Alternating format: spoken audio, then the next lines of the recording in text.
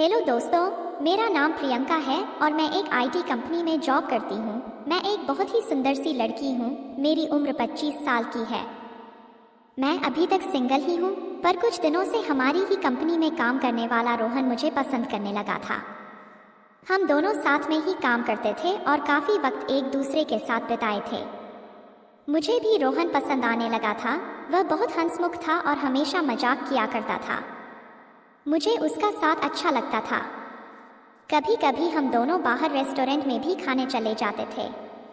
1 साल तक साथ काम करने के बाद रोहन ने मुझे शादी के लिए प्रपोज किया और कहा, प्रियंका, मैं तुम्हें चाहने लगा हूँ। तुम बहुत खूबसूरत और हसीन हो। मेरी जिंदगी में आकर मेरी जिंदगी को संवार दो। क्या तुम मुझसे शादी करोगी? मैंने खुशी खुशी उससे शादी के लिए हाँ कर दी थी और वह रिश्ता लेकर मेरे घर पर आ गया। मेरे पूरे घर वालों को रोहन बहुत पसंद आया था। वो बिल्कुल वैसा ही लड़का था जैसा मेरे माता पिता को चाहिए था। रोहन के घर वालों को भी मैं पसंद आ गई थी। हम दोनों के परिवारों की रजामंदी से हमारी शादी तय हो चुकी थी। शादी का मुहूर्त 20 दिन बाद का निकला था। घर पर शादी की तैयारी जोरों शोरों से चल रही थी, पर मैं अभी भी ऑफिस जा रही थी। मैंने सोचा था कि शादी के 2 दिन पहले ही छुट्टी ले लूंगी, क्योंकि प्राइवेट कंपनी में छुट्टी मिल पाना थोड़ा मुश्किल होता है। मम्मी पापा ने कहा था कि तुम तैयारियों की टेंशन मत लो, सब आराम से हो जाएगा, इसलिए मैं बिंदास थी और सारी तैयारी मेरे घर वाले ही कर रहे थे। मेरे भैया तो बात बात पर मेरा मजाक उड़ा रहे थे, पर मैं अंदर ही अंदर खुश थी कि अब मेरी जिंदगी में एक नया मोड़ आएगा। मेरे अकेलेपन भरी जिंदगी में अब मुझे प्यार मिलने वाला था और जिस चीज़ की ज़रूरत हर इंसान को होती है वह चीज़ भी मिलने वाली थी। अब मैं रोहन के ख्यालों में ही खोई रहती थी। रोज़ रात को फ़ोन करके रोहन मेरे साथ सुहागरात की बातें करता था और मैं उन ख्यालों में डूब जाती थी। मेरे ऑफिस के लोग भी हम दोनों को लेकर मजाक किया करते थे। सब कुछ सही चल रहा था, लेकिन मेरी जिंदगी में एक नया तूफान आने के लिए इंतज़ार कर रहा था, जिससे मैं बिल्कुल अनजान थी। एक तरफ जहां मैं रोहन और मेरी नई जिंदगी के नए सपने देखने लगी थी, वहीं दूसरी तरफ मेरी जिंदगी में भूचाल आने को तैयार था और मुझे पता नहीं था कि वह मुझे इस तरीके से मसल कर रख देगा। एक दिन रोहन ऑफिस नहीं आया था क्योंकि उसकी तबीयत खराब थी। इसी वजह से मुझे ऑफिस में ज्यादा काम करना पड़ रहा था। काम खत्म होते होते रात के 10 बज चुके थे। मुझे घर जाने के लिए काफ़ी लेट हो गया था। मैंने तुरंत अपना पर्स लिया और बाहर निकल गई। फिर मैं सड़क पर ऑटो का इंतज़ार करने लगी, लेकिन तभी मौसम खराब होने लगा और बारिश शुरू हो गई। खड़े होने के लिए कोई जगह नहीं थी, इसलिए मैं बारिश में ही भीग रही थी। इतनी रात हो जाने के कारण मुझे कोई ऑटो भी नहीं मिल पा रही थी। मैं बहुत देर तक ऑटो का इंतज़ार करती रही। मैं अब खड़ी खड़ी परेशान होने लगी थी। मैं बुरी तरीके से भीग चुकी थी कि तभी मेरे सामने एक बड़ी सी कार आकर खड़ी हो गई। कार की खिड़की से एक नौजवान ने कहा, गाड़ी के अंदर आ जाओ, बारिश में खड़ी रहोगी तो बीमार पड़ जाओगी। मैंने उसे देखा तो मैंने उसे पहचान लिया। यह मेरे ऑफिस का नहीं था, बल्कि मेरे सामने वाले ऑफिस में काम करता है। कई बार लिफ्ट में आते जाते मैंने उसे देखा है। जब भी लिफ्ट में मैं उसके साथ अकेली होती हूँ तो वो मेरी तरफ चुपके से देखता रहता है। एक बार मैं ऑफिस के बाद ऑटो का इंतज़ार कर रही थी कि तभी यह नौजवान मेरे पास आ गया था। उसने उस दिन भी मुझे लिफ्ट ऑफर की थी, पर तभी उधर से रोहन अपनी बाइक लेकर आ गया था और मैं उसके साथ चली गई थी। वह काफ़ी देर तक हम दोनों का पीछा करता रहा था, पर आज तो रोहन भी नहीं है और यह लड़का मुझे फिर से लिफ्ट ऑफर कर रहा है। मैंने सोचा किसी अजनबी से लिफ्ट लेना सही नहीं रहेगा। यह सोचकर मैंने उसे मना कर दिया और कहा, थैंक यू, पर मैं ऑटो का इंतज़ार कर लूँगी। इतने में वह नौजवान भागता हुआ बाहर निकल आया और कहने लगा कि रात के 11 बज चुके हैं। इतनी रात को तुम्हें कहीं ऑटो नहीं मिलेगा। मौसम बहुत खराब है और इतनी रात को किसी लड़की का ऐसे अकेले खड़े रहना भी सेफ नहीं है। तुम प्लीज़ मेरे साथ चलो। अब वो वही खड़े होकर मेरे जवाब का इंतज़ार करने लगा। मैंने थोड़ा सोचा समझा और फिर मुझे लगा कि इसकी मदद ले लेनी चाहिए। मैं उसकी गाड़ी में बैठ गई। उसने कहा, तुम तो बुरी तरीके से भीग चुकी हो, मेरा घर सामने ही है, चलो पहले अपने कपड़े बदल लो, फिर मैं तुम्हें घर ड्रॉप कर दूंगा। मैं ठंड से कांपने लगी थी। वो मुझे अपने घर लेकर चला आया और तुरंत ही उसने मुझे एक टॉवल पकड़ा दिया। उसके बाद वह मुझे अपने कमरे में लेकर आ गया और अपना एक शर्ट पैंट मुझे दिया और कहा, इसे पहन लो। वह कमरे से बाहर चला गया था। मैं अपने जिस्म को पोंछ रही थी कि तभी मुझे सामने पड़ा हेयर ड्रायर नजर आया। मैंने सोचा पहले अपने गीले बाल सुखा लेती हूँ, क्योंकि अगर मेरा सिर गीला रहता है तो मुझे सिर दर्द होने लगता है। मैंने धीरे धीरे अपने बाल सुखाना शुरू किया और बाल सुखाते सुखाते थोड़ा ज़्यादा टाइम लग गया। फिर मैं अपने सारे गीले कपड़े उतार कर अपने शरीर को पोंछने लगी कि तभी वह लड़का कमरे के अंदर आ गया। उस वक्त मैंने कुछ भी नहीं पहना हुआ था।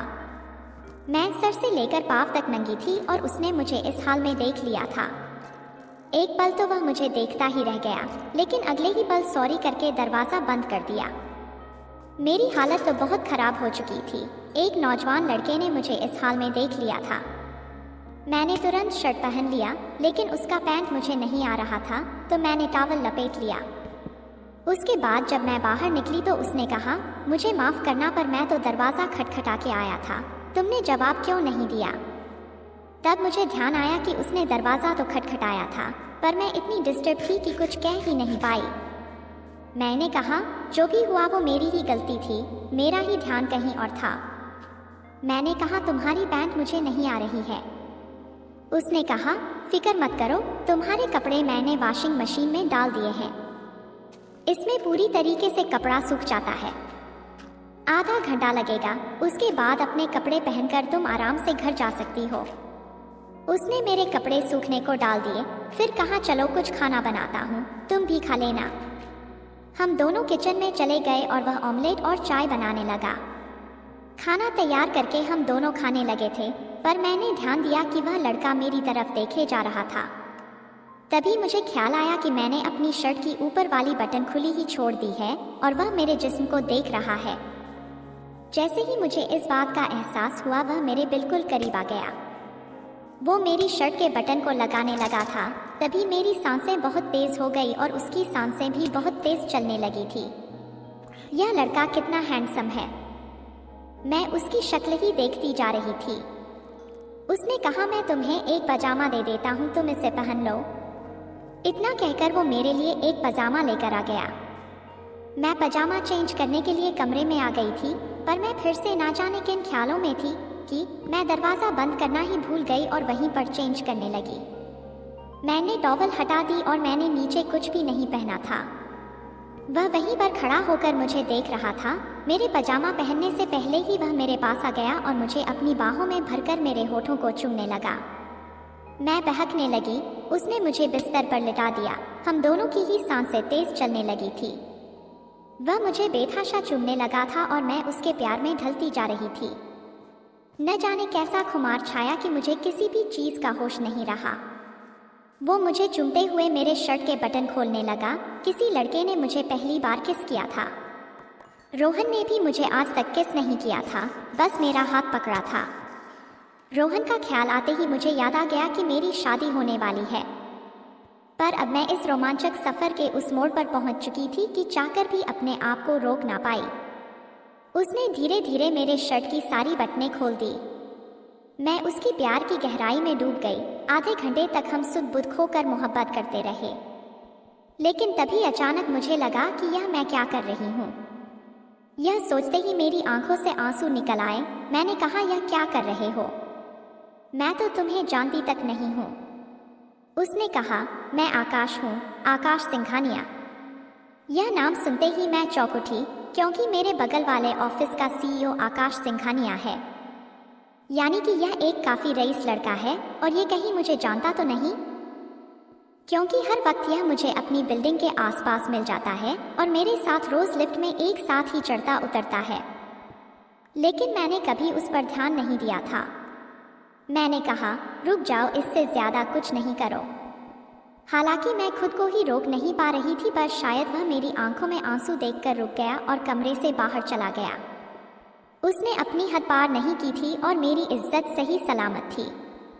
मैं जल्दी से उठी तो देखा मेरे गीले कपड़े सूख चुके हैं। मैंने जल्दी से अपने कपड़े पहन लिए और बाहर आ गई। आकाश मुझसे नजरें नहीं मिला रहा था, पर मैं उससे बात करना चाहती थी। वह मेरी तरफ बिना देखे बोला, चलो प्रियंका, तुम्हें घर ड्रॉप कर देता हूँ। हम दोनों कार में बैठ गए। मैं चाहती थी कि आकाश मुझसे बात करे, जो कुछ भी हमारे बीच में हो चुका है उसके बारे में कुछ तो कहे, पर वह तो मुझसे नजरें तक नहीं मिला पा रहा था। मेरे घर के पास आकर वह रुक गया और बोला, चाहो तो छाता ले जा सकती हो। मैं उसकी तरफ देखने लगी थी तो उसने अपना पर्स निकाला और अपना कार्ड मुझे दे दिया। मैं कार्ड को हाथ में लिए उसके कुछ बोलने का इंतजार करने लगी, पर वह खामोश रहा। अचानक ना जाने मुझे क्या हुआ, मैं उसके करीब चली गई और उसके होठों पर किस किया। वह मेरी तरफ प्यार भरी नजरों से देखता रहा। मैं कार से उतरकर अपने घर आ गई थी। अपने बेडरूम में जाकर आधे घंटे तो मैं यही सोचती रही कि आज क्या हो गया। तभी उसका कार्ड मैंने देखा तो उसमें उसका फ़ोन नंबर था। बिना सोचे ही मैंने उसके नंबर को डायल किया। आकाश ने फ़ोन उठाया तो मैंने कहा, मैं प्रियंका बोल रही हूँ, आज जो कुछ भी हुआ। उसने मेरी बात को बीच में ही काटते हुए कहा, मैं उसी के बारे में सोच रहा हूँ, अपने बेड में लेटे लेटे उन यादों में खोया हुआ हूँ। वह मेरी जिंदगी का सबसे खूबसूरत लम्हा था। न जाने मेरे दिल को क्या हो गया था, यह कौन सा खिंचाव था कि मैं आकाश की ओर खिंचती चली जा रही थी। और यही सब सोचते सोचते मैं सो गई थी। अगले दिन जब मैं सुबह उठी तो मोबाइल लेकर आकाश को गुड मॉर्निंग का मैसेज भेजा। आज शनिवार था और हमारी छुट्टी थी, इसका मतलब मैं आज आकाश को नहीं देख पाऊंगी। तुरंत उसका रिप्लाई आया, आज क्या कर रही हो? मुझे आज शादी की शॉपिंग के लिए जाना था, पर मैंने उसे लिखा कि मैं आज फ्री हूँ। यह मोहब्बत थी या कुछ और, पता नहीं। उसने लिखा, मेरे घर पर लंच पर आ जाओ, 12 बजे तक आ जाओ, मैं लंच तैयार रखूँगा। मैंने घड़ी देखा तो 10 बज चुके थे। मैं जल्दी से तैयार हो गई। अपनी मम्मी पापा से कह दिया कि मैं अकेले शॉपिंग पर जा रही हूँ, आज मुझे रोहन से भी मिलना है। लेकिन उससे पहले मैं आकाश से मिलना चाहती थी। जो कुछ भी हमारे बीच में हुआ था उससे मेरी जिंदगी में भूचाल आ चुका था। मैं खिंचती हुई उसके घर 12 बजे तक पहुंच गई। मुझे देखकर वो मुस्कुराया और घर के अंदर बुला लिया और बोला, खाना तैयार है, पहले खा लेते हैं फिर बातें करेंगे। खाना खाने के बाद मैंने कहा, देखो आकाश, कल जो कुछ भी हुआ वो न जाने कैसे हो गया। मेरी शादी तय हो चुकी है और 19 दिन के बाद मेरी शादी है। मेरी बात सुनकर उसके चेहरे पर गुस्सा साफ नजर आने लगा था, जैसे कि वह मुझे खोना नहीं चाहता। क्या वह मुझसे प्यार करता है? यह कहकर मैं वहां से जाने लगी थी कि अचानक उसने मेरा हाथ पकड़ लिया और कहा, अगर तुम्हारा इरादा बदल जाए तो मैं तुम्हारा यही इंतजार करूंगा। उसकी आंखों में मुझे अपने लिए मोहब्बत नजर आ रही थी। उसके एक स्पर्श से मेरे पूरे बदन में हलचल शुरू हो गई थी। मैं यूं कमजोर क्यों पड़ती जा रही हूँ? मैं तुरंत उसके करीब आ गई और उसे एक हग किया। वह पल मुझे बिल्कुल पागल कर रहा था। बहुत मुश्किल से उससे अलग होकर मैं बाहर निकल आई थी और रोहन के साथ फिर शॉपिंग में बिजी हो गई। रात को मैं जब घर आई तो रोहन का फोन आया, पर ना जाने क्यों अब उससे बात करने का मन बिल्कुल नहीं कर रहा था। वह रोमांस जो हमारे बीच में फोन पर होता था उसमें मुझे मन नहीं लग रहा था। मैंने कहा, रोहन मैं बहुत थकी हुई हूँ, कल बात करते हैं, और इतना कहकर मैंने फोन रख दिया। और फिर ना चाहते हुए भी मैंने आकाश को कॉल किया। आकाश ने फोन उठाते ही पूछा, आज क्या किया सारा दिन? मैंने कहा, मैं रोहन के साथ शादी की शॉपिंग में बिजी थी, तुमने क्या किया? उसने कहा, बस तुम्हारे ख्यालों में खोया हुआ था, वह ख्याल दिल से निकलते ही नहीं। अगर कल फ्री हो तो प्लीज लंच पर आ जाना। मैंने कहा, मैं नहीं आऊंगी, तुम्हें पता है मेरी शादी होने वाली है, कहकर मैंने फोन रख दिया। पर ना जाने वो कौन सी शक्ति थी कि अगले दिन 12 बजे फिर से मैं उसके घर पर पहुंच गई थी। आकाश मुझे देखकर मुस्कुराने लगा और फिर मुझे अंदर बुला लिया। खाना खाने के बाद हम दोनों सोफे पर बैठे हुए थे।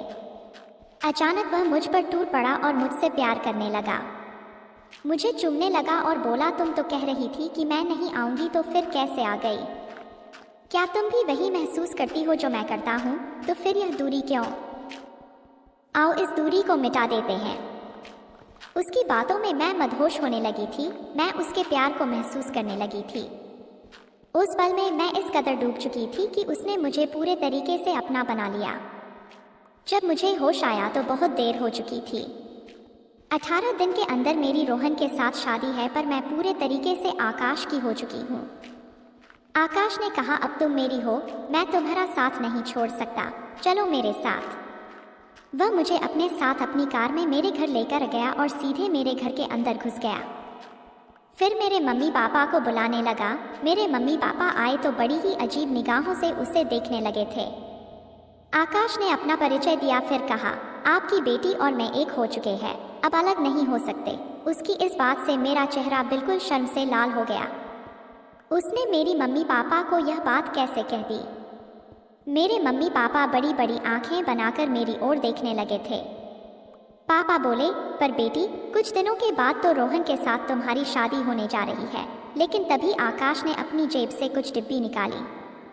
जब उसने डिब्बी खोली तो उसके अंदर सिंदूर था। उसने वहीं खड़े खड़े मेरी मांग भर दी और कहा, अब से प्रियंका मेरी पत्नी है। उसने मेरा हाथ थामा और मुझे लेकर अपने साथ अपने घर आ गया। फिर क्या बताऊं, उस भूचाल के साथ मैं बह गई। रोहन का दिल टूट चुका था, क्योंकि हमारी शादी टूट गई थी। मेरे मम्मी पापा को तो मानो विश्वास ही नहीं हो रहा था कि यह हुआ क्या, और ना ही मैं कुछ समझ पाई थी कि किस कदर मैं एक अनजान लड़के के इतने करीब आ गई थी कि अपनी खुद की शादी तोड़कर उसके साथ घर बसा लिया था। पर शायद यही मोहब्बत है। कई बार मोहब्बत में हम अपना होशो हवास गवा बैठते हैं, और यही हुआ था मेरे साथ।